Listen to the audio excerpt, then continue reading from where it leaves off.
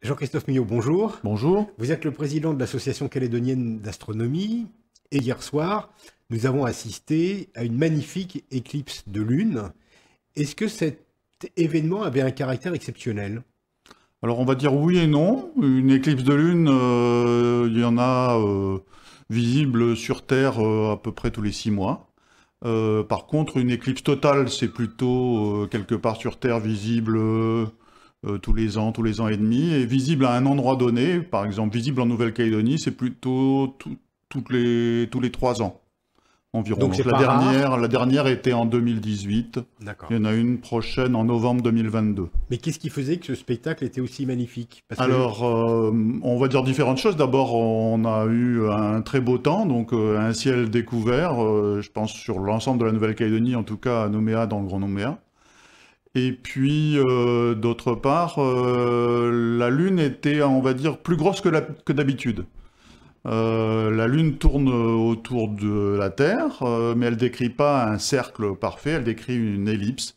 Donc il y a des moments où elle est plus proche, des moments où elle est plus loin. Elle est à plus 7% plus loin ou moins 7%, donc plus proche. Et donc, eh bien, cette éclipse a tombé en même temps que ce qu'on appelle le périgée, donc le moment où la Lune se trouve au plus proche, et donc elle était aussi un peu plus grosse que d'habitude. et le ciel était dégagé. Et voilà, et le ciel était dégagé, donc on a eu un superbe spectacle. Euh, J'imagine qu'hier vous avez branché vos télescopes, vous avez observé cette Alors voilà, éclipse. on peut observer avec différentes choses. On peut déjà à l'œil nu, parce que c'est un spectacle qui se contemple aussi à l'œil nu. Mais on avait effectivement des jumelles, des lunettes et des télescopes, plusieurs télescopes assez puissants qui permettaient d'avoir plus de détails sur la Lune et ensuite voir les couleurs qui commencent à apparaître, puisque la Lune prend une teinte un petit peu rouge. Pas tellement rouge cette fois-ci, ça dépend vraiment des éclipses. Il y a des éclipses qui sont plus rouges que d'autres. C'est difficile, même pour les scientifiques, de le prévoir à l'avance. Et celle-là, je l'ai trouvée par expérience pas très rouge, mais on voyait quand même cette teinte brune avec un fond rouge, effectivement. Alors on connaît l'Association calédonienne d'astronomie pour les événements publics, les observations publiques qu'elle organise, mais quelles sont vos autres activités? Alors, au sein de l'association, on fonctionne comme un club, c'est-à-dire qu'on a des réunions une fois par mois à la maison des associations. C'est les deuxièmes mardis du mois, là, on discute d'astronomie. Donc, on va dire des réunions fermées, en salle. On a eu des sujets parfois techniques, des sujets un peu qui font un peu réfléchir, comme la vie extraterrestre. Le prochain sujet, c'est la constellation du Scorpion. La Lune était dans le Scorpion hier, on en a parlé entre membres, et on s'est dit, allez, on fait un sujet sur la constellation du Scorpion. C'est une belle constellation de l'hémisphère sud, et c'est une constellation qui est intéressante parce qu'il y a plein d'objets intéressants à découvrir. Et vous faites bien sûr des observations du coup. Et bien sûr, on fait des observations. Alors, on observe à Nouméa, un peu chacun de notre côté en tant que membre, ou parfois on se regroupe ici et là. Et puis, notre site favori d'observation, c'est l'aérodrome de Watom. On a une convention avec la province sud qui nous permet d'utiliser cette facilité et de pouvoir observer, on va dire, loin de toute pollution lumineuse, puisque c'est à mi-chemin entre Boulou-Paris et La Foix.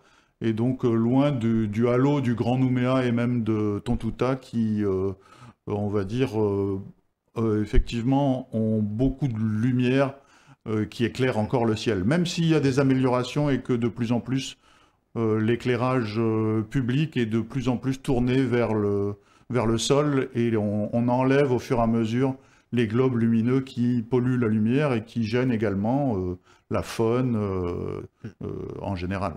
Alors vous observez quoi? Et surtout, à quoi servent les observations que vous faites, hormis pour votre plaisir personnel?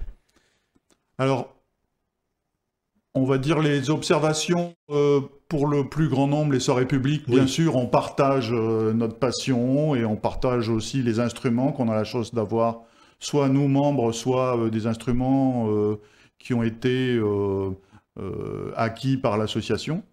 Mais en dehors de ça, c'est le plaisir de contempler, c'est assez contemplatif. Après, il y a des différents types d'observations. Il y a des personnes dans l'association qui font des photographies, parfois magnifiques, qui sont dignes de photographes professionnels et qu'on peut publier également. Donc ça peut avoir un but esthétique. Moi, pour ma part, j'aime bien contempler le ciel, rechercher des objets très lointains, des galaxies qu'on n'aurait pas observées souvent, ou des choses comme ça. C'est pas de la découverte, parce qu'on a des modestes moyens d'amateurs, mais s'il y a quelque chose de nouveau dans le ciel aussi, une comète qui passe, qui a été découverte il y a quelques semaines, quelques mois, eh bien on va se regrouper et on va essayer de l'observer avec différents instruments, comparer les observations entre ces différents instruments, mais pas besoin non plus d'avoir un instrument d'observation pour venir à l'association. C'est ouvert à tous et au contraire, c'est peut-être un bon conseil, avant d'en acheter un, de venir nous voir, de participer à ces réunions, à ces observations pour se faire une meilleure idée de qu'est-ce qu'on veut faire avec un instrument d'astronomie. Vous venez de me dire que vous observez des objets lointains. Oui. Lointain, ça veut dire quoi? Alors, on va dire plusieurs millions d'années-lumière. La plus proche des galaxies, qui a une vraie forme de galaxie, c'est la galaxie Andromède, qui a un peu plus de 2 millions d'années-lumière, mais celle-là, elle est même visible à l'œil nu. Mais avec des télescopes, on arrive à voir des galaxies qui sont à, on va dire, quelques centaines de millions d'années-lumière. Sachant qu'une année-lumière fait 10 000 milliards de kilomètres. Ça donne une idée vague, mais ça fait des chiffres astronomiques, c'est le cas de le dire, pour montrer la distance, la grandeur de l'univers et peut-être aussi notre humble taille voilà, et petitesse. À titre personnel, quel est l'objet que vous avez observé qui vous a laissé qui vous a procuré la plus belle émotion? Alors, bon, je vais en citer deux. Il y en a un qui est très courant parce qu'on voit les 3 dimensions de l'espace, c'est la planète Saturne. Donc quand on regarde Saturne avec ses anneaux, on voit que c'est pas juste un point ou un rond lumineux, qui a vraiment des anneaux autour de cette planète et qu'on est dans un système en 3 dimensions. Et puis dans les galaxies, une de mes favorites, c'est une galaxie qui se trouve dans le Sculpteur. Donc on parle de la grande galaxie du Sculpteur. Elle a un nom technique aussi un peu plus sophistiqué, NGC 253. Et donc cette galaxie, elle est très belle, elle est très visible dans l'hémisphère sud. Et elle a une assez grande taille, ce qui fait qu'on voit un peu de détails dedans, comme des grains globuleux qui sont des gros amas d'étoiles, bien sûr. Mais on arrive à percevoir du détail avec un bon télescope dans cette galaxie, et pas simplement juste une forme floue et allongée. Vous parlez beaucoup des instruments, évidemment. Vous avez un matériel sophistiqué, un matériel presque professionnel? Alors, professionnel, non, mais on peut faire des observations qui peuvent être utilisées par des professionnels. Il y a des réseaux d'amateurs dans le monde qui font des observations, c'est un petit peu technique, d'occultation de planètes ou d'étoiles, et qui permettent de compléter les observations faites par les scientifiques professionnels. Donc ça peut être fait avec du matériel et aussi du matériel d'enregistrement, des capteurs photographiques ou bien des appareils photo presque professionnels. Maintenant, ça va du télescope du simple amateur qui coûte, on va dire, quelques dizaines de milliers de francs, jusqu'à des télescopes effectivement de plus d'1 million de francs. À signaler qu'on a construit à l'association un télescope il y a quelques années avec l'aide d'un membre qui avait eu déjà cette expérience en métropole et qui, en venant en Nouvelle-Calédonie, a partagé cette expérience. Et donc, en dehors du miroir, ou des miroirs qui sont compliqués à faire, on a construit avec du bois, conçu les plans et construit un télescope qui est le plus gros télescope en Nouvelle-Calédonie, un des plus gros télescopes d'amateurs probablement dans l'hémisphère sud.